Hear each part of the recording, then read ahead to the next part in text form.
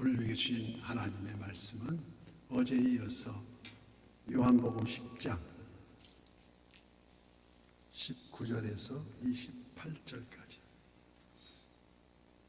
요한복음 10장 19절부터 28절까지 교독하고 마지막 절은 합독합니다. 이 말씀으로 말미암아 유대인 중에 다시 분쟁이 일어나니 그 중에 많은 사람들이 말하되 그가 귀신 들려 미쳤거늘 어찌하여 그 말을 듣느냐 하며, 어떤 사람은 말하되 이 말은 귀신 들린 자의 말이 아니라 귀신이 맹인의 눈을 뜨게 할 수 있느냐 하더라. 예루살렘의 수전절이 이르니 때는 겨울이라. 예수께서 성전한 솔로몬 행각에서 거니시니 유대인들이 애워싸고 이르되 당신이 언제까지나 우리 마음에 의혹하게 하려 하나이까? 그리스도이면 밝히 말씀하소서 하니, 예수께서 대답하시되 내가 너희에게 말하였으되 믿지 아니하는도다. 내가 내 아버지의 이름으로 행하는 일들이 나를 증거하는 것이오늘 너희가 내 양의 아물므로 믿지 아니하는도다. 내 양은 내 음성을 들으며 나는 그들을 알며 그들은 나를 따르느니라. 내가 그들에게 영생을 주노니 영원히 멸망하지 아니할 것이요 또 그들을 내 손에서 빼앗을 자가 없느니라. 아멘. 오늘도 선한 요새의 기도의 향연 속에 새벽을 깨우는 우리 성도님들 모두에게 여호와 샬롬 지키시는 하나님의 평강과 오늘도 승리할 수 있는 풍성한 은혜를 축복합니다. 오늘 보면 19절 말씀, 이 말씀으로 말미암아 유대인 중에 다시 분쟁이 일어나니, 여기 이 말씀이란 예수님께서 앞서 말씀하신 나는 선한 목자라 내가 온 것은 양들로 생명을 얻게 하려 하며 나는 버릴 권세도 있고 다시 얻을 권세도 있으니 이 계명은 내 아버지에게 받았노라. 이 말씀에 유대인 군중들이 두 부류로 나누어 다투게 되었다는 말씀입니다. 한 부류는 이를 거부하여 20절 그가 귀신 들려 미쳤거늘 어찌하여 그 말을 듣느냐 하는 부류와, 또 한편으로는 21절 아니라 귀신이 맹인의 눈을 어떻게 뜨게 할 수 있느냐, 예수님의 계시 능력을 듣고자 하는 부류와 그렇지 않은 부류로 나눠졌다는 것입니다. 사도행전에 기록된 사도시대에도 사도들이 열심히 복음을 전하면 적극 받아들이는 부류가 있는가 하면 그 정반대로 거절 외면하는 집단으로 나눠졌던 것입니다. 오늘날도 마찬가지입니다. 우리 한국 교회사에 수많은 부흥 집회를 이끌고 또 수만 명의 신유의 은사로 유명했던 그분이 바로 김익두 목사님인데, 원래 그 김익두 목사는 시장에서 황해도 안악 지방에 서 왈패라고 소문이 나서 장사하는 상인들이 돈을 뜯으면서 해코지를 하는 그래서 그 상인들이 그 앞을 지나는 시장 앞을 지나는 선앙당 고기가 있는데 그 선앙당에 돌을 이렇게 올려놓으면서 오늘은 제발 김익두 좀 만나지 않게 해달라고 그 정도 아주 왈패에서 유명했답니다. 그런데 하루는 그 미국 여자 선교사 소알렌 여사가 전도지를 가지고 시장 입구에서 전도지를 이렇게 나눠주는데, 마침 지나가다가 김익두가 그 전도지를 받아가지고 보는 앞에서 막 꾸기가지고 코를 팽 풀었습니다. 그리고 던지는데 그 모습을 본 그 소알렌 선교사가 아주 화가 나가지고 당신 코 썩섭니다. 아주 막 항의적으로 얘기를 했습니다. 그게 무슨 말인가 하고 그러려냐고 김익두가 그날 밤에 집에 와서 잠을 자는데 코가 썩는 냄새가 진동하더라. 그래서 이렇게 되면 내가 코가 썩겠구나 하고 그날 밤에 물어가지고 소알렌 선교사 집을 찾아가서 빌었답니다. 어떻게 해야 내가 코가 썩지 않느냐고. 그러니까 선교사 수알렘 선교사가 하는 말이 신약 성경 100번을 읽으시오. 그러면 그게 썩지 않습니다. 그 말을 먹고 집에 와가지고 수알렘 목사가 준 성경, 신약 성경 마태복음부터 계속 읽는데 읽는 중에 이제 은혜를 받아가지고 드디어 우리 장신대 신학교에 입학을 하게 되고 그 수많은 전도 집회 이제 전도사부터 시작해서 목사 안수 받고 아주 큰 이적이 일어나서 아마 그때 기록으로 약 한 3만 명 정도가 불치병을 치유했다는 기록이 있습니다. 그래서 그 정도로 유명했던 김익도 목사님인데 그 밑에서 일사각으로 유명한 이런 저기 주기철 목사가 전도사로 있었고 또 주기철 목사 밑에 경상보도 분인데 손양원 목사가 다시 또 전도 생활을 하다가 전라도도 넘어와서 경상도 지방도 아닌 전라도까지 넘어와서 그 소록도에 지금도 이렇게 많은 순례자들이 오지 않습니까? 그래서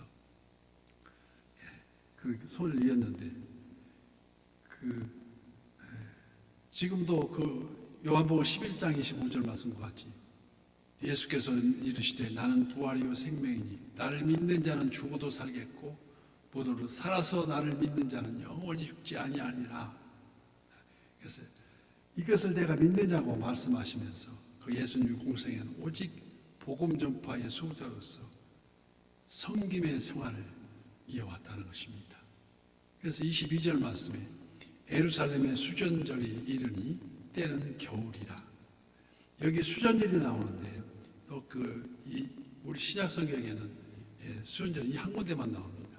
그런데 가톨릭에서는 보면 이 마카비 성경이라고 해가지고 지금도 수전절의 의미를 많이 중요시 여기는 가톨릭 교회였습니다. 그래서 주전 165년 12월에 더럽혀졌던 성전을 정화시키고 봉헌드리는 날을 기념하는 절기로서 아주 그때 당시 무장 점검한 수리아 군대들이 마카비 군대들을 대항해서 마카비가 군사를 스스로 일으켜서 우리나라 독립군 같은 존재죠.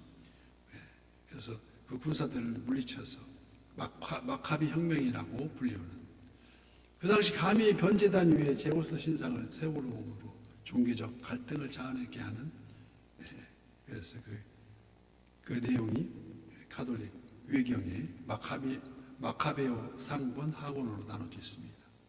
그래서 수전절의 의미는 빛을 잃은 민족이 다시 빛을 찾고 신앙의 자유를 되찾는 뜻으로 8일 동안 촛불을 하나씩 더해 밝히면서 그 마음속에 우상을 몰아내고 성령의 불을 밝힘으로 주님의 임재를 기뻐한다는 그런 의미였습니다. 그래서 오늘 본문 24절 말씀에 유대인들이 애워싸고 이르되 당신이 언제까지나 우리 마음을 유혹하게 하려 하나이까 그리스도이면 밝히 말씀하소서.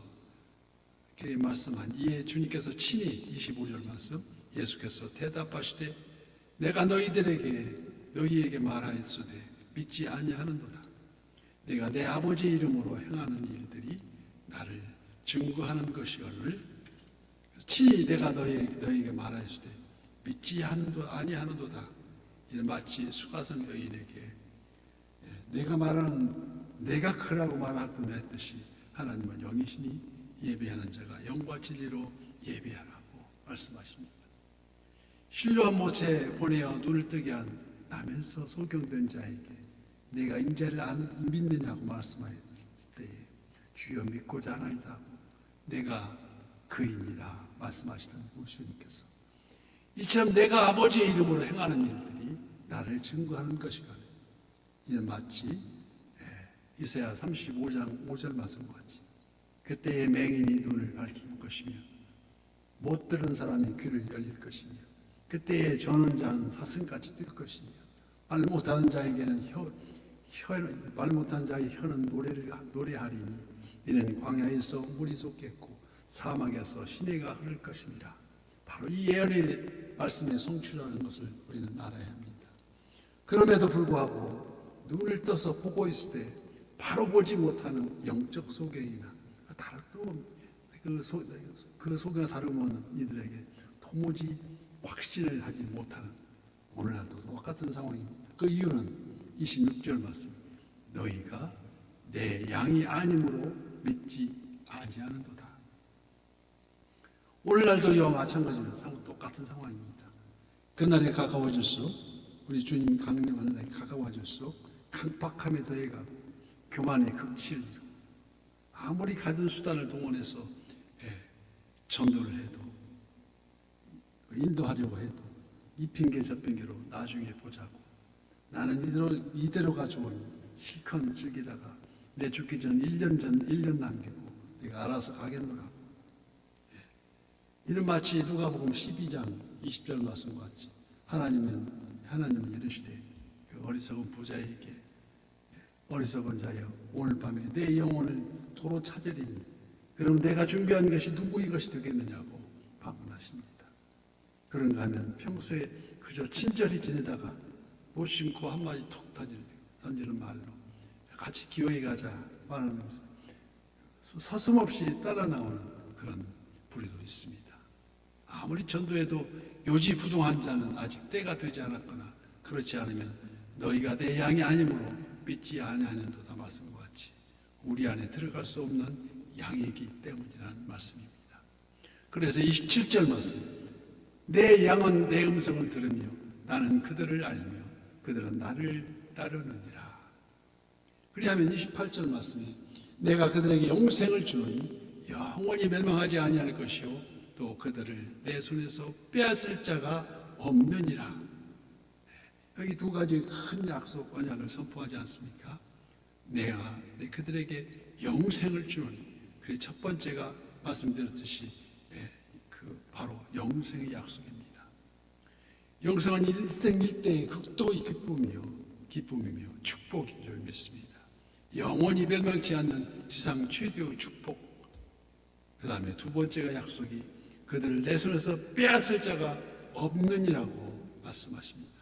이다의 사도 바울은 로마서 8장 35절 말씀에 누가 우리를 그리스도의 사랑에서 끊으리요 환난이나 곤고나 박해나 기근이나 적신이나 위험이나 칼이랴 높음이나 깊음이나 다른 어떤 피조물이라도 우리 주 그리스도 예수 안에 있는 하나님의 사랑에서 끊을 수가 없느니라. 아멘. 그래서 오늘도 새벽을 깨우리로다.